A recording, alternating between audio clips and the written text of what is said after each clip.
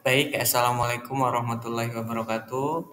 Bertemu lagi di mata kuliah Geologi Umum. Pada kesempatan kali ini kita akan membahas kaitannya dengan geologi Indonesia, yaitu khususnya di daerah Filipina. Tapi sebelum itu, izinkan saya untuk memperkenalkan anggota kelompok terlebih dahulu. Kami dari kelompok 16 yang beranggotakan saya sendiri, Agung Riawan dengan NIM terakhir 34 dan juga Zaskia Aufa Zahra dengan NIM akhir 100.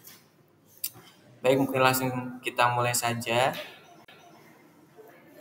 Langsung ke Filipina. Mungkin teman-teman juga berpikir kenapa kok Filipina ini termasuk ke dalam kajian geologi Indonesia. Jadi Filipina ini karena bersebelahan dengan Indonesia dan juga ada kaitannya dengan Ring of Fire atau rangkaian gunung api aktif di Pasifik.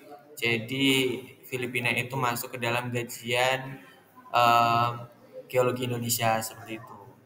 Nah, ini untuk perkenalan saja, Filipina merupakan salah satu negara yang terletak di kawasan Asia Tenggara yang sama halnya dengan Indonesia. Negara ini terdiri dari gugusan pulau yang cukup kompleks, eh, mencakup fisiografi dan sejarah pembentukannya yang sangat dipengaruhi oleh faktor geologi dan juga tektonik. Baik, ini fisiografi Kepulauan Filipina. Jadi fisiografi itu adalah cabang ilmu yang membahas kaitannya dengan kondisi fisik di suatu daerah yang dalam hal ini berarti di daerah Kepulauan Filipina. Secara astronomis, Filipina itu terletak di antara lintang 5 derajat hingga 20 derajat, lintang utara dan juga 116 derajat hingga 127 derajat bujur timur. Sedangkan secara geografis, Filipina terletak di antara Laut Cina Selatan dan Samudra Pasifik. Filipina terdiri dari lebih dari 7.000 pulau, menjadikannya sebagai salah satu negara kepulauan terbesar di Asia Tenggara ataupun Asia secara luasnya, sama hal dengan Indonesia. Fisiografi di wilayah ini ditandai oleh topografi beragam, yaitu ada pegunungan, kemudian ada lembah, dataran rendah, pantai, dan pegunungan yang ada di Filipina itu meliputi pegunungan seperti Cordillera dan Sierra Madre yang memberikan kontur yang bervariasi di daerah Filipina itu sendiri. Kemudian selain topografi yang beragam, di sini juga erat kaitannya dengan pulau-pulau vulkanik ya karena memang Filipina itu letaknya di Ring of Fire atau sabuk gunung api. Jadi di daerah Filipina ini banyak sekali pulau-pulau yang memang terbentuk akibat aktivitas vulkanik. Nah, salah satu contohnya itu teman-teman pasti sudah sangat familiar, yaitu ada Pulau Luzon di sebelah utara dan juga Pulau Mindanao di sebelah selatan. Itu adalah dua pulau besar atau dua pulau utama yang ada di Kepulauan Filipina. Kemudian lanjut sejarah pembentukan Kepulauan Filipina. Jadi Kepulauan Filipina ini erat kaitannya dengan Silkum Sunda yang merupakan wilayah geologis yang mencakup beberapa negara di Asia Tenggara dan sekitarnya. Nah, ini yang kemudian menjadi alasan kenapa uh, Filipina itu masuk ke dalam kajian geologi Indonesia karena dia termasuk ke dalam Silkum Sunda atau erat kaitannya dengan Silkum Sunda. Kemudian uh, aspek ini dilihat dari aspek geologi dan juga pengaruh tektoniknya. Lanjut, cincin api Pasifik. Pembentukan Kepulauan Filipina itu erat kaitannya dengan cincin api Pasifik atau yang kita sebut dengan Ring of Fire. Ini merupakan daerah zona aktif seismik dan juga bagian daripada Silkum Sunda yang merupakan bagian dari zona ini. Sehingga Filipina mengalami aktivitas geologi yang serupa dengan negara-negara lain di Silkum Sunda seperti Indonesia. Kemudian Kepulauan Filipina ini juga didasari oleh adanya pertemuan lempeng tektonik yaitu antara lempeng Filipina, lempeng Eurasia, lempeng Indo-Australia. Nah, interaksi dari lempeng-lempeng ini yang kemudian menjadi dasar ataupun alasan kenapa gunung berapi dan juga gempa bumi itu banyak sekali terjadi di Silkom Sunda, khususnya di daerah Filipina itu sendiri. Oke, kita lanjut ke masa geologis. Kepulauan Filipina ini terbentuk selama jutaan tahun melalui proses geologis yang kompleks, terutama selama zaman Mesozoikum dan juga Kenozoikum. Pulau-pulau ini merupakan hasil dari aktivitas vulkanik dan juga pergeseran lempeng tektonik seperti yang sudah dijelaskan sebelumnya. Itu erat kaitannya dengan aktivitas vulkanik dan juga lempeng-lempeng yang memang mengontrol kepulauan daerah Filipina. Kemudian ada pengaruh tektonik lempeng. Nah, Filipina ini terletak di kawasan pertemuan beberapa lempeng seperti yang sudah disebutkan sebelumnya. Itu ada lempeng Eurasia, Filipina, lempeng Pasifik. Kemudian aktivitas subduksi ini kemudian membentuk kepulauan Filipina dan juga menyebabkan pembentukan pegunungan yang akhirnya turut menghiasi relief di topografi Filipina. Dan tidak lupa juga pulau-pulau vulkanik yang terbentuk akibat aktivitas vulkanik juga turut ikut terdapat di daerah kepulauan Filipina.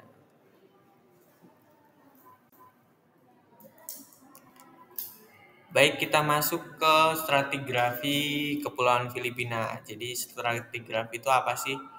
Kalau tadi mungkin fisiografi adalah bagaimana kondisi fisik wilayah daerah Filipina, pada kali ini stratigrafi berarti adalah cabang ilmu geologi yang mempelajari susunan lapisan batuan atau strata di lapisan bumi, khususnya di daerah Filipina.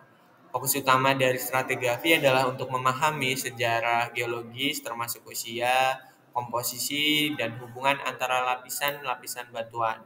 Dengan mempelajari stratigrafi, para ilmuwan dapat mengidentifikasi peristiwa geologis masa lalu seperti perubahan iklim, aktivitas vulkanik, dan juga pergerakan lempeng tektonik. Nah, ini merupakan stratigrafi kepulauan Filipina. Susunan batuannya itu, jadi ada yang pertama itu merupakan formasi dasar, terdiri dari batuan metamorf dan igneous yang lebih tua atau batuan beku yang lebih tua. Nah, biasanya itu berasal dari periode Paleozoikum dan Mesozoikum, mewakili bagian terdalam dari kerak bumi dan merupakan dasar bagi lapisan-lapisan di atasnya. Di formasi dasar itu batuan metamorf dan batuan beku yang lebih tua. Selanjutnya formasi sedimen. Nah, di atas formasi dasar, metamorf dan batuan yang lebih tua ini terdapat lapisan-lapisan sedimen yang membentuk serta daripada kepulauan Filipina. Nah, sedimen ini terbentuk dari bahan organik, endapan laut, material lain yang diendapkan oleh air. Formasi ini dapat mencakup batu pasir, batu serpi, dan batu kapur yang menunjukkan lingkungan deposisi yang bervariasi. Kemudian yang terakhir ini lapisan vulkanik. Nah, ini adalah lapisan paling atas karena memang Filipina itu kan banyak gunung api ya, sehingga kalau yang tadi sudah disebutkan banyak kepulauan yang terbentuk akibat aktivitas gunung api. Nah, ini adalah lapisan-lapisan yang menjadi bagian penting dari stratigrafi ini. Ini termasuk endapan lava, abu vulkanik, dan material piroklastik yang dihasilkan dari letusan gunung berapi.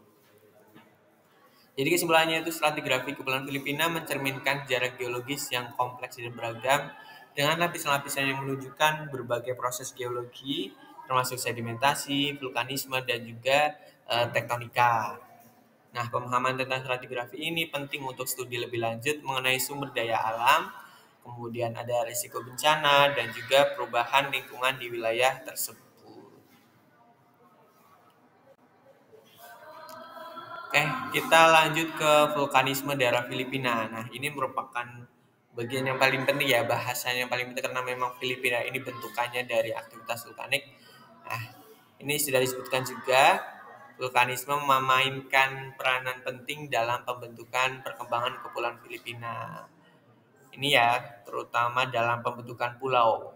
Banyak sekali pulau-pulau yang terbentuk di Kepulauan Filipina karena tadi kan sudah disebutkan ada sekitar 7.000 pulau yang sebagian besar itu terbentuk akibat aktivitas vulkanik. Nah, letusan-letusan itu yang kemudian berkontribusi pada pembentukan pulau vulkanik seperti Luzon dan Mindanao yang memang merupakan pulau utama atau pulau besar yang ada di Filipina. Kemudian keanekaragaman hayati dan sumber daya alam. Kawasan yang dipengaruhi oleh aktivitas vulkanik seringkali memiliki tanah yang subur karena mendukung pertumbuhan vegetasi yang kaya. Ini sangat eh, penting dipelajari ya, karena memang kemarin sudah kita sempat bahas di vulkanisme juga, karena material dari vulkan-vulkan yang mengalami erupsi itu bisa berdampak positif terutama dalam hal keanekaragaman hayati dan juga sumber daya alam, karena material-material itu mendukung adanya tanah yang subur yang kemudian eh, mendukung untuk pertumbuhan vegetasi yang kaya. Ini juga selain itu ada sumber daya geotermal yang kemudian dapat dimanfaatkan dalam penggunaan energi yang terbarukan. Ini ada beberapa gunung-gunung yang turut serta mengontrol pembentukan daratan baru. Ini yang pertama ada Gunung Mayon, Gunung Taal, Pintatubo, terus ada Gunung Kanlaon dan juga Gunung Hibok-Hibok. Ini selanjutnya ada gambar vulkannya di setelah ini. Nah, ini tadi bentukan kepulauan Filipina. Ini Luzon di atas nih, ini Luzon.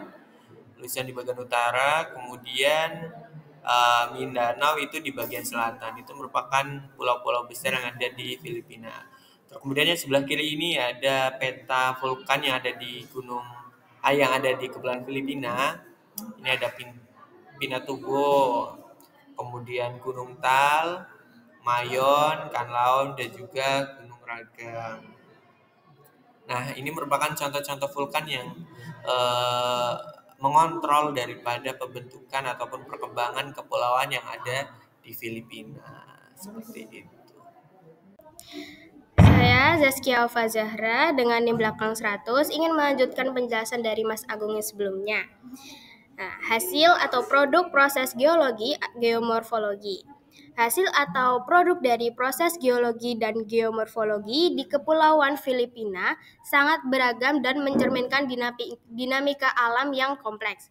Berikut adalah beberapa hasil utama dari proses tersebut, yaitu 1. Pembentukan pulau dan pegunungan. Pulau vulkanik, banyak pulau di Filipina seperti Luzon dan Mindanao terbentuk akibat aktivitas vulkanik. Letusan gunung berapi menghasilkan batuan vulkanik yang membentuk daratan baru. Pegunungan, proses tektonik termasuk subduksi dan pergeseran lempeng telah membentuk pegunungan yang curam seperti pegunungan Cordillera dan pegunungan Sierra Madre.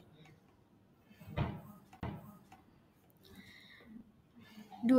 Tanah subur. Letusan gunung berapi menghasilkan abu dan material vulkanik yang kaya mineral, menciptakan tanah subur yang mendukung pertanian. Ini sangat penting untuk produksi padi dan tanaman lainnya. 3. Kekayaan mineral. Proses geologi telah menghasilkan cadangan mineral, termasuk tembaga, nikel, emas, dan perak, yang berkontribusi pada ekonomi pertambangan Filipina. Nomor 4. Sumber daya geotermal. Aktivitas vulkanik dan sistem panas bumi di daerah ini memberikan potensi energi geotermal yang besar, digunakan untuk pembangkit listrik dan pemanasan. 5. Bentuk lahan dan morfologi. Lembah dan daratan. Proses pengikisan dan sedimentasi menciptakan lembah subur dan dataran yang mendukung kehidupan manusia dan pertanian. Terumbu karang. Proses biogeologi seperti pertumbuhan terumbu karang menciptakan ekosistem laut yang kaya. Nomor 6. Risiko bencana alam. Aktivitas geologi juga menghasilkan risiko bencana seperti gempa bumi dan letusan gunung berapi yang dapat berdampak besar pada masyarakat dan lingkungan. Kepulauan Filipina memiliki berbagai potensi sumber daya geologi. Yang penting antara lain, 1. Sumber daya mineral terdiri dari logam berharga dan bahan baku industri. Logam berharga, Filipina kaya akan mineral seperti tembaga, emas, nikel, dan perak. Penambangan mineral ini berkontribusi signifikan terhadap ekonomi negara. Bahan baku industri, sumber daya seperti batuan kapur, pasir, dan kerikil juga tersedia untuk industri konstruksi. Nomor 2, energi geotermal. Filipina merupakan salah satu negara dengan potensi energi geotermal terbesar di dunia. Pembangkit listrik geotermal memberikan kontribusi yang signifikan terhadap kebutuhan energi nasional. Nomor 3, tanah subur. Tanah vulkanik di daerah berapi menyediakan kondisi ideal untuk pertanian, terutama untuk tanaman pangan seperti padi, jagung, dan kopi. Nomor 4, sumber daya air. Sungai, danau, dan reservoir yang dihasilkan dari proses geologi menyediakan sumber air untuk irigasi, konsumsi, dan pembangkit listrik. Kajian kebencanaan. Dikarenakan posisinya yang berada di cincin api Pasifik, Filipina rentan terhadap berbagai bencana alam. Beberapa kajian kebencanaan yang perlu diperhatikan meliputi 1. Gempa bumi. Prediksinya aktivitas seismik yang tinggi dapat menyebabkan gempa bumi besar. Kajian tentang sejarah gempa dan pola aktivitas seismik diperlukan untuk memprediksi kemungkinan gempa di masa depan. Dampaknya, kerusakan infrastruktur, hilangnya nyawa, dan dampak ekonomi yang signifikan. Nomor 2 adalah letusan vulkanik. Prediksinya gunung berapi aktif seperti Mount Mayon dan Taal memiliki potensi untuk meletus. Pemantauan aktivitas vulkanik dan pengukuran gas dapat membantu dalam memprediksi letusan. Dampaknya, letusan dapat menyebabkan hujan abu, aliran lava, dan lahar yang berpotensi menghancurkan pemukiman.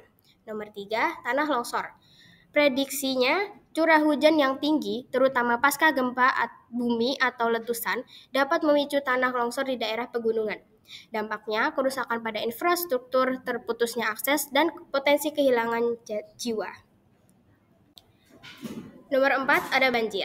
Prediksinya, daerah dataran rendah dan lembah rentan terhadap banjir, terutama setelah hujan deras atau badai tropis. Dampaknya, kerusakan lahan pertanian, pemukiman, dan infrastruktur.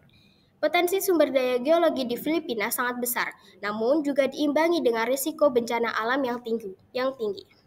Kajian kebencanaan yang komprehensif dan sistem pemantauan yang baik sangat penting untuk mitigasi risiko dan minimalkan dampak dari bencana, serta untuk pengelola sumber daya yang berkelanjutan.